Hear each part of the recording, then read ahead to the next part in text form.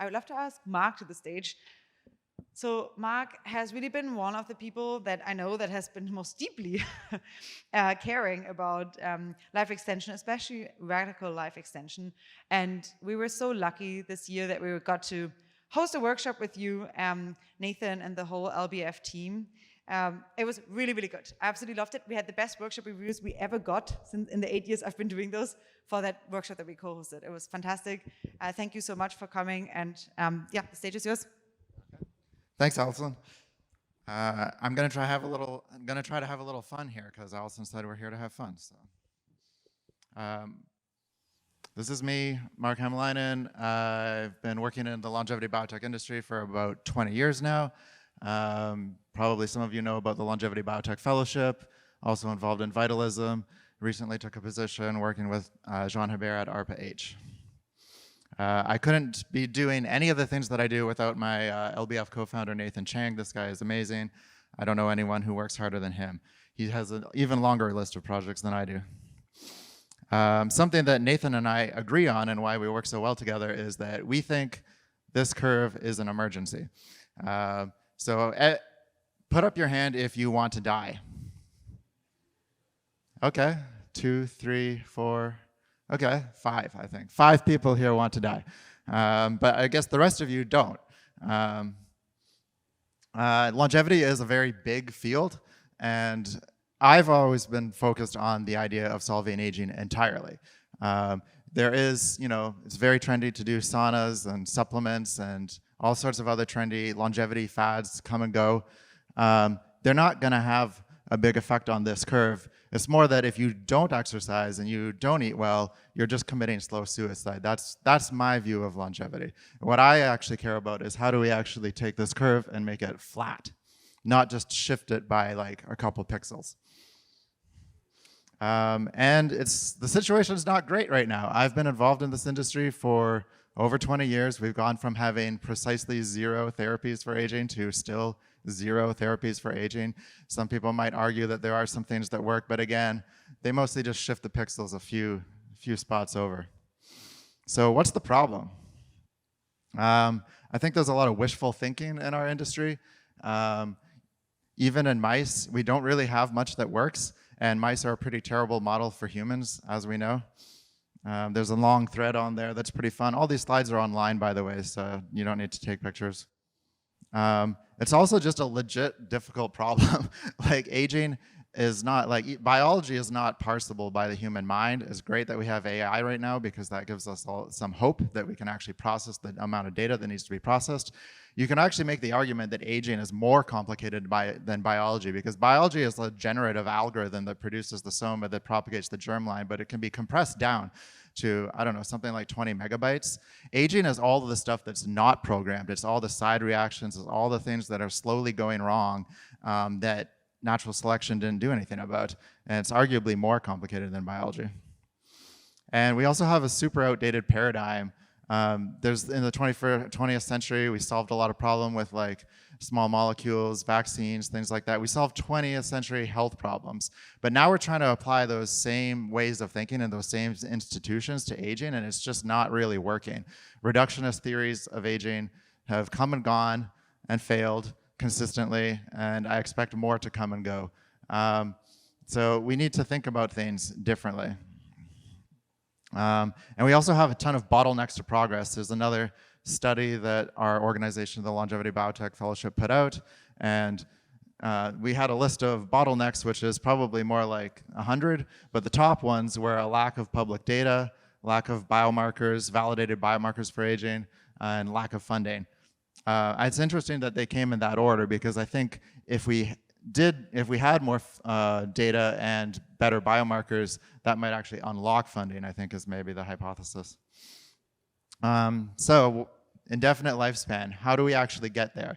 It's not drugs, it's not supplements. We wanted to try to categorize what are the potential paths to actually solving aging entirely, to make that graph flat, not just shift it a little bit. And as far as I know, the only proposals that meet that criteria are biostasis, replacement, advanced bioengineering. I'll describe them in a little bit more detail. The categorization system comes from the idea that you either have to understand aging or bypass your ignorance. So you can bypass your ignorance with replacement because we already know how to make young humans. You make a new human, so just make young parts, replace old parts. You don't have to know how aging works. That's simplification, but that's the principle. Biostasis, you're just like putting yourself on pause until we solve the problem. And then advanced bioengineering is to actually understand aging well enough that you could engineer solutions. And people working in like partial reprogramming are sort of pushing down that path.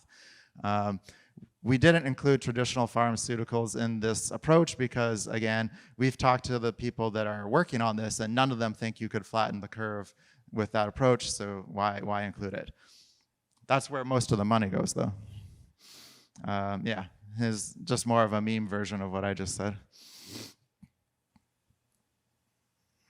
So, biostasis.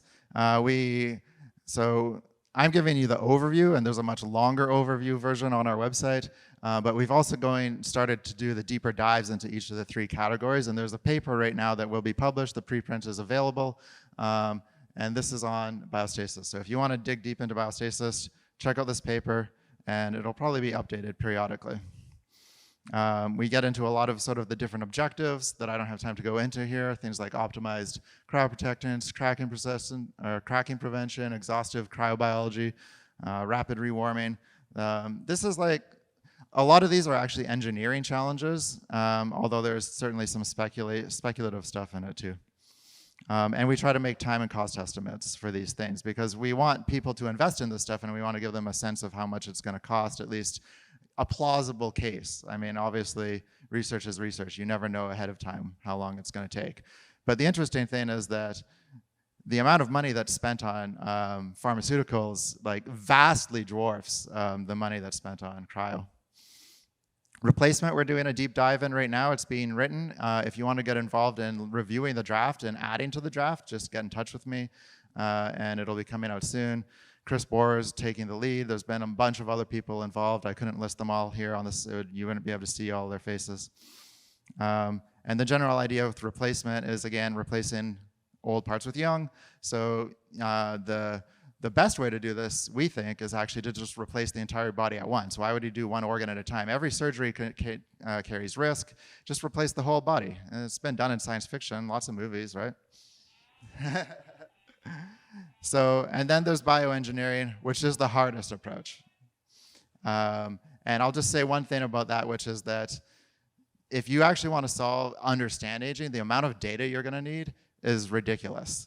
So we are not there yet. And I will end with this. Oh, wait, you guys like this one? The biggest problem is we don't have the funding. So if anybody in this room can help solve that problem, we just aren't spending the money it would take to solve this in our lifetime. I'll end there. Thank you. Question, comment. We have time for at least one, depending on the length of the question. Oh, sorry. Are there mechanisms important in aging where you could also see spillover to traditional pharma, like things like wound recovery, et cetera? Like regenerative medicine for wound recovery.